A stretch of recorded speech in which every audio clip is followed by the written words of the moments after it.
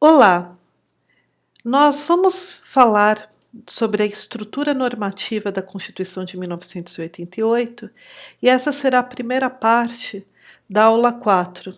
E a seguir, nós continuaremos a falar do poder constituinte, agora o poder constituinte derivado, mas para algumas discussões, principalmente em relação ao ADCT, é importante a gente estudar acerca da estrutura normativa da Constituição de 88. Então, revisando da aula anterior, a gente falou da classificação das constituições e começamos a discutir acerca do tema do poder constituinte originário.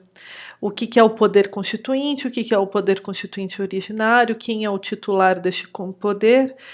E agora, na aula 4, nosso enfoque será sobre o poder constituinte derivado, mas para isso é muito importante a gente compreender a estrutura normativa da Constituição Federal de 1988. Bem, qual que é essa estrutura normativa? A nossa Constituição Federal, ela possui as seguintes partes, a seguinte estrutura. Primeiro, preâmbulo, depois as disposições permanentes, que vão do artigo 1º ao artigo 250, os atos das disposições constitucionais transitórias, ADCT, a sigla, emendas constitucionais e tratados internacionais de direitos humanos, aqueles que a gente até mencionou que são incorporados com o mesmo quórum de aprovação, pelo mesmo trâmite da aprovação das emendas constitucionais, 3/5, 2 casas, 2 turnos. Bem, neste tópico serão estudados o preâmbulo e as disposições permanentes e transitórias. Esse será o nosso enfoque. Por quê? Porque será tratado em outros pontos da nossa disciplina, o debate referente às emendas constitucionais e os tratados internacionais de direitos humanos. Então, dentro dessa estrutura, nós vamos dar um enfoque para o nosso estudo ao preâmbulo e às disposições, tanto permanentes como transitórias. Bem, então vamos começar com o preâmbulo, né? O que é o preâmbulo? Ele configura-se como a introdução da Constituição e ele carrega a ideologia do poder constituinte responsável por sua elaboração. Ou seja, a gente fala que tem aquele poder constituinte inicial, fundador, e ele tem uma ideologia, e no preâmbulo acaba despontando essa ideologia do poder constituinte. Trata-se, portanto, de um elemento formal muito relevante para a interpretação e aplicação das normas constitucionais, integrando a própria Constituição. Bem, Peter Heberle, que é um constitucionalista, ele muito citado no nosso direito, não é brasileiro, ele estabelece uma comparação entre o preâmbulo e uma ponte no tempo, em que se pode verificar o contexto histórico e a ideologia da época e ligá-lo ao presente. Ou seja, a gente pode inclusive orientar o desejo e estabelecer uma conexão entre passado, presente e futuro de um povo. Passado, que é aquilo que se consubstancia pela ideologia do poder constituinte. Presente, essa ligação com o que nós estamos vivenciando agora, no presente. E traçando um caminho para as próximas gerações, o futuro de um povo. Bem, outro aspecto importante a citarmos é principalmente o conceito que foi muito bem elaborado por Javier Tarradura Terrada, que é um professor titular da Universidade do País Basco, e ele é conhecido pela sua obra, o Preâmbulo Constitucional. E ele estudou exclusivamente o papel desempenhado do preâmbulo nas constituições. Esse foi o enfoque da sua pesquisa. Ou seja, dentro do contexto do direito constitucional, para melhor compreender o quê? A discussão referente à natureza jurídica dos preâmbulos. Esse foi o enfoque principal. aí nós podemos ver que ele traz uma interessante, uma interessante definição. Eu vou falar, reproduzindo o conceito que ele deu ao preâmbulo, com uma tradução livre, uma tradução própria minha, porque o texto original está na língua espanhola. Bem, ele escreveu: podemos definir um preâmbulo constitucional como o texto introdutório que precede ao articulado de uma Constituição e que, ao apresentá-lo, expõe as razões pelas quais atua o poder constituinte, assim como os objetivos ou fins que com sua atuação persegue. Os preâmbulos constitucionais configuram-se assim como elementos que expressam a continuidade das distintas estruturas estatais ao conectar o passado, a situação inicial que motiva a realização de um processo constituinte com o futuro, com a exposição dos fins a alcançar. Ou seja, nós vemos também aqui essa ponte, como Peter Heberle tinha mencionado, entre o passado, o presente e o futuro. Bem, além de dar esse conceito, que é um conceito doutrinário, a gente também precisa falar e questionar qual que é a natureza jurídica, qual que é o posicionamento do STF quanto à natureza jurídica do preâmbulo. E devido à carga ideológica presente no preâmbulo, correspondendo ao retrato da ideologia que permeou o poder constituinte da época, o STF considerou que este não possui força normativa, configurando-se o preâmbulo como um enunciado principiológico de conteúdo político, não jurídico. Então, ele vai facilitar algumas atividades, como interpretação, aplicação das normas constitucionais, mas ele possui o conteúdo político, portanto, não possui a força normativa necessária. Bem, agora, em relação ao debate doutrinário, no que tange à força normativa do preâmbulo, é importante destacar que o Javier Tejada, ele dividiu o valor normativo em valor normativo direto e valor normativo indireto. Os preâmbulos, eles não possuem força normativa direta, pois não estabelecem deveres aos cidadãos ou aos entes públicos, nem competências para qualquer órgão estatal.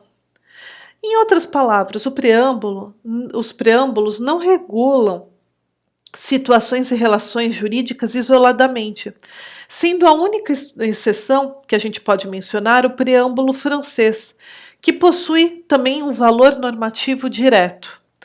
Já o valor normativo indireto dos preâmbulos é algo patente, que a gente pode observar facilmente, pois ele permite a determinação do significado dos dispositivos, das disposições normativas, ou seja, o intérprete necessita combinar disposições normativas com o preâmbulo para extrair a norma por meio do aferimento de seu significado, Ou seja, compreender o significado.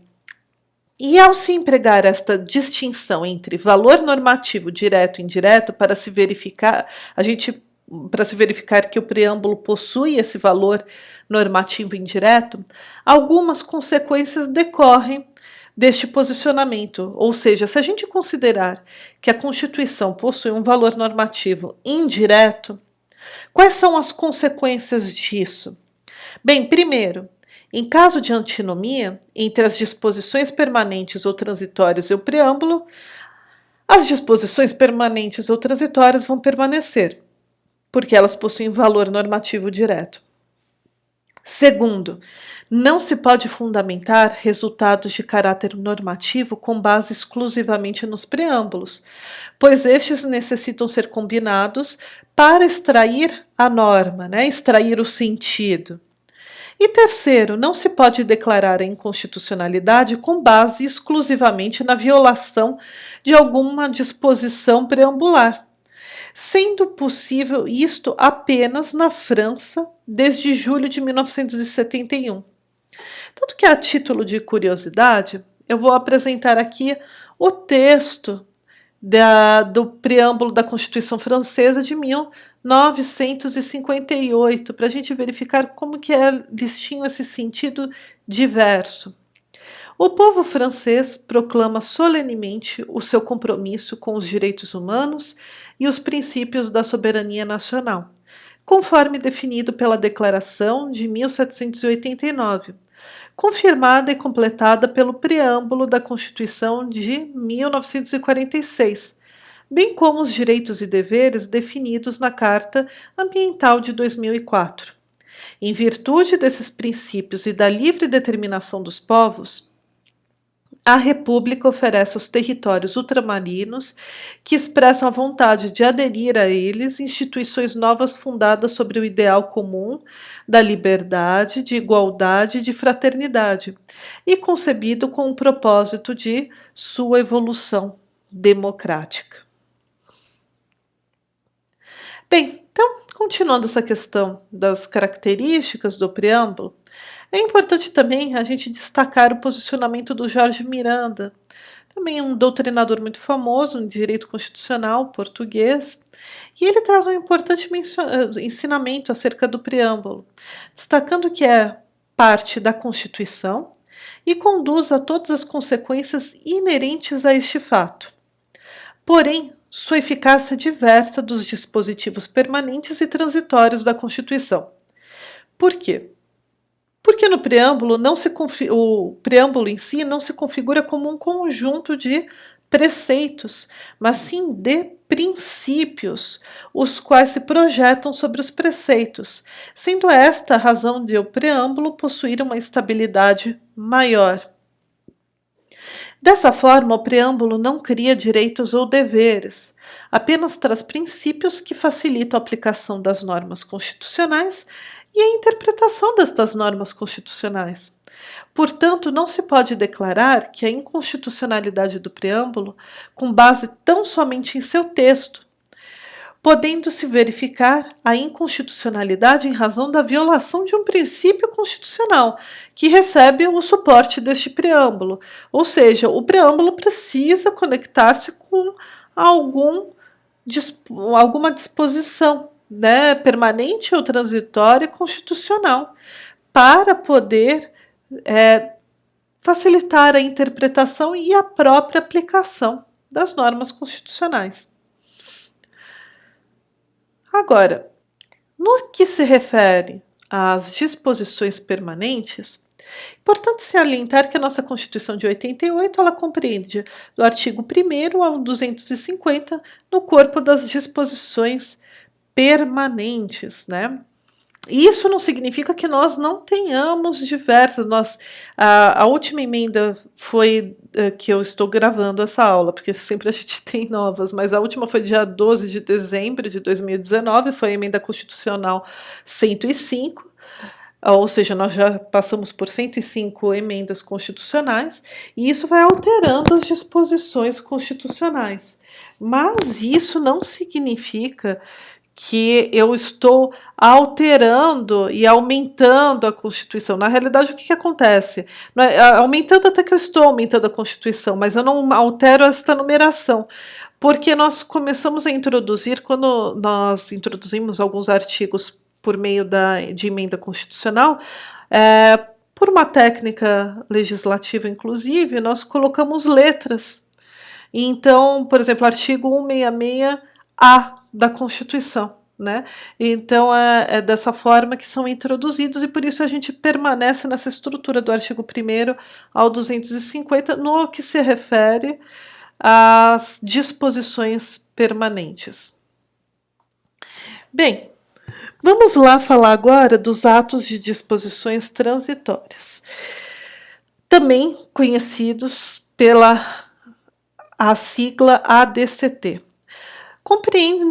Compreende o ato de disposições transitórias 96 artigos, os quais tratam de assuntos referentes ao tratamento de situação de caráter transitória, decorrentes da passagem da Constituição de 1969 para a Constituição de 1988, A gente também tem que ressaltar que as normas do ADCT são constitucionais e possuem a mesma hierarquia das disposições permanentes.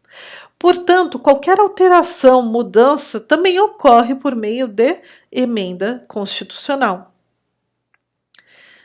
Bem, pessoal, em suma, após analisarmos a estrutura da Constituição, a gente consegue compreender melhor não só a aula anterior que falamos sobre o poder constituinte originário, mas também o poder constituinte derivado, pois nós iremos entrar na discussão acerca do artigo 3º do ADCT. Portanto, eu recomendo que leiam este artigo antes de iniciar o próximo vídeo. Bem, muito obrigada pela atenção. Novamente eu ressalto, eu sempre deixo material de suporte para auxiliá-los, exatamente um material que esteja de acordo com os objetivos da nossa disciplina, e permaneço à disposição para solucionar dúvidas pelo nosso fórum. Eu gostaria de ressaltar que eu prefiro que vocês utilizem um fórum de discussão para que outros colegas vejam a sua dúvida, que pode ser a deles, e podermos debater esta aula. É melhor do que a mensagem privada, embora vocês possam continuar me enviando as mensagens privadas. Bem, muito obrigada e até o próximo vídeo.